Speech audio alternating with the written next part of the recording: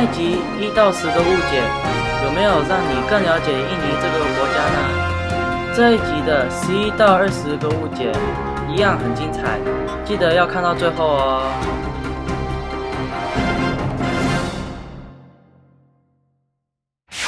欢迎回到小杰印尼的频道。常有新来的朋友以为我是中文说得很好的印尼人，其实我是在印尼的台湾人哦。今天我们继续来聊聊你对印尼的20大误解下集，错过上集的朋友可以点这里哦。在开始之前，别忘了先帮我按赞、订阅并开启小铃铛哦。所有印尼人都说同一种语言，印尼确实有一种官方国语，但它仍然是一个非常多样化的国家，是数百个不同民族的共同家园。像是韩国有韩服，日本有和服，但是印尼真的无法选出属于国家的传统服饰，因为就是有太多不同的种族。要了解印尼各地风情的朋友，可以看看这一集印尼索引公园的介绍。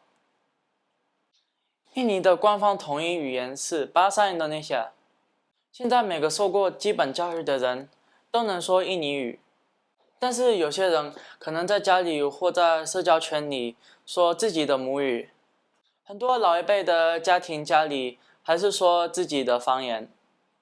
印尼菜和印度菜一样，印尼是一个有各式各样草药和香料的国家，有时这样会让人们将印尼美食与印度等国家的美食相提并论。其实印尼的每一种文化都有自己对美食的看法，比方刚提到的爪哇人的美食，口味比较甜，而巴东人则喜欢辣味和咸味。除此之外，印尼的很多经典食物都是由中国传来，比如说馄饨、面条、春卷、炒菜等等。印尼的天气总是晴朗的。印尼是热带国家，平地不会降雪，四季气温变化小，一年四季都可以穿短袖。但印尼也有雨季，通常在9月至1月。热带国家的雨季可不像华南的梅雨季，一下好几天。热带国家的雨季，正常情况下下雨不会超过半天。印尼人都很黑，治安好吗？皮肤颜色主要是看什么民族。刚刚有提到印尼是多元民族，在印尼也有不少皮肤白皙的本地人。另外，关于治安，印尼在城市的街上虽然很少看到警察，但是犯罪事件却不多。